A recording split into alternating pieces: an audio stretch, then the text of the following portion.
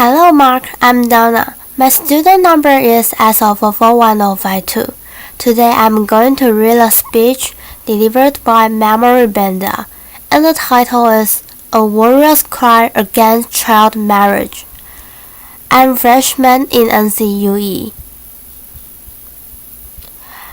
I will begin today by sharing a poem written by my friend from Malawi, Ellen Perry. Ellen is only 13 years old, but when we were going through the collection of poetry that we wrote, I found her poem so interesting, so motivating, so I'll read it to you. She entitled her poem, I'll Marry When I Want. Laughter. I'll marry when I want. My mother can't force me to marry. My father cannot force me to marry. My uncle, my aunt, my brother or sister cannot force me to marry. No one in the world can force me to marry. I'll marry when I want. Even if you ban me, even if you chase me away, even if you do anything bad to me, I'll marry when I want. I'll marry when I want, but not before I'm well educated, and not before I'm all grown up. I will marry when I want. This poem might seem odd, written by a 13-year-old girl, but when I and Ellen come from, this poem which I have just read to you is a warrior's cry. I'm from Malawi. Malawi is one of the poorest countries, very poor, where gender equality is questionable. Growing up in that country, I couldn't make my own choice in life. I couldn't even explore personal opportunities in life. I'll tell you a story of two different girls, two beautiful girls. These girls grew up under the same roof. They were eating the same food. Sometimes they would share clothes and even shoes, but their lives ended up differently. In two different paths. The other girl is my little sister. My little sister was only 11 years old when she got pregnant. It's a hurtful thing. Not only did it hurt her, even me. I was going through a hard time as well. As is in my culture, once you reach puberty stage, you are supposed to go to initiation camps.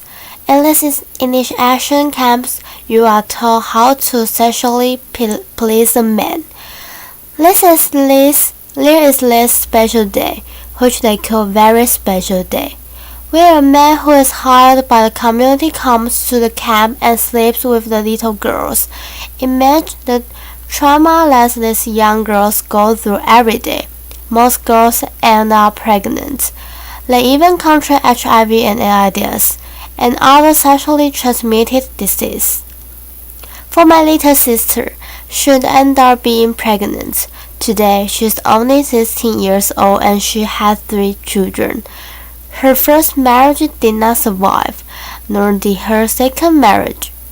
On the other side, there is this girl. She's amazing. Laughter, applause. I call her amazing because she is. She's very fabulous. This girl is me. Laughter. When I was 13 years old, I was told, you are grown up.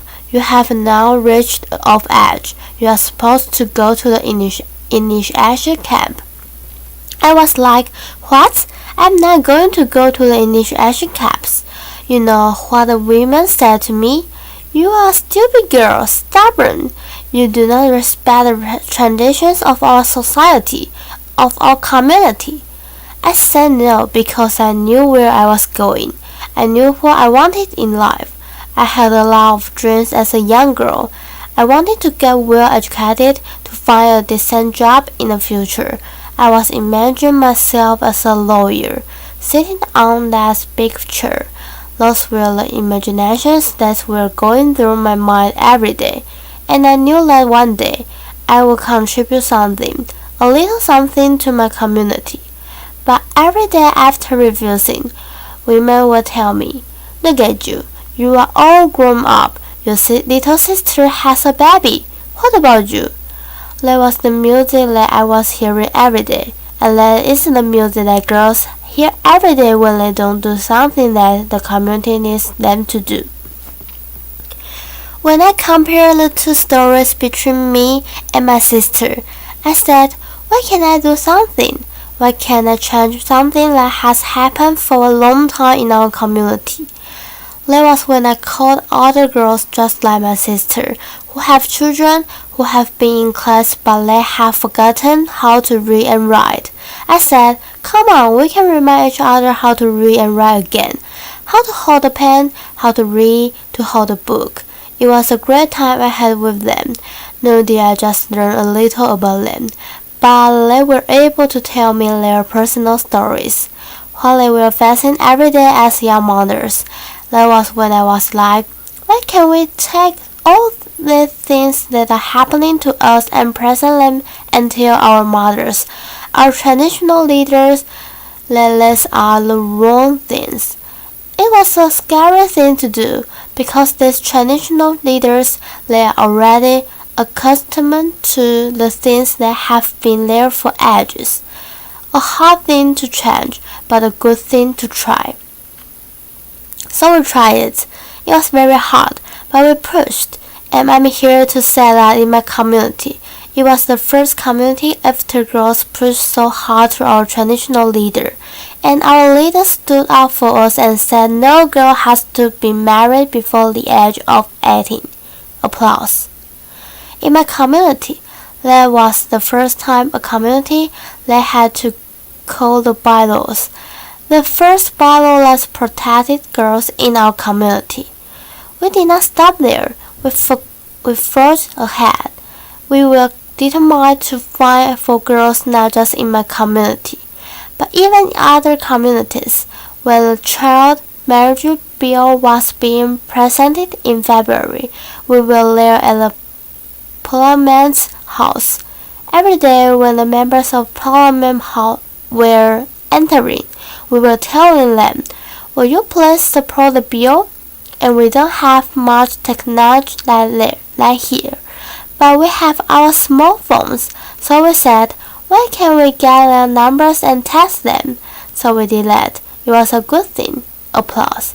So when the bill passed, we tested them back. Thank you for supporting the bill. Laughter. And when the bill was signed by the president, making it into law, it was applause. Now, in Malawi, 18 is the legal marriage age from 15 to 18. Applause. It's a good thing to know that the bill passed, but let me tell you this. There are countries where 18 is the legal marriage age, but don't we hear cries of women and girls every day? Every day, girls' lives are being wasted away. This is a high time for leaders to honor their commitment. In honoring this commitment, it means keeping girls' issues at heart every time. We don't have to be subjected as second, but they have to know that women, as we are in this room, we are not just women, we are not just girls, we are extraordinary. We can do more. And other thing for Malawi, and not just Malawi but other countries, the laws which are there. You know how a law is not a law until it is enforced? The law which has just recently passed and the laws that in other countries have been there, they need to be publicized at the local level, at the community level, where girls' issues are very striking. Girls face issues, difficult issues, at the community level every day. So if these young girls know that there are laws that protect them, they will be able to stand up and defend themselves, because they will know that there is a law that protects them. And another thing I would say is that girls' voices and women's voices are beautiful. They are there, but we cannot do this alone. Males advocates, they have to jump in, to step in and work together. It's a collective work, but we need it. What girls as well need good education, and above all, not to marry whilst 11. And furthermore, I know that together we can transform the legal, the cultural, and political framework denies girls of their rights. I'm standing here today and declaring that we can end child marriage in a generation. This is the moment where a girl and millions of girls worldwide will be able to say, I will marry when I want. Applause. Thank you. Applause.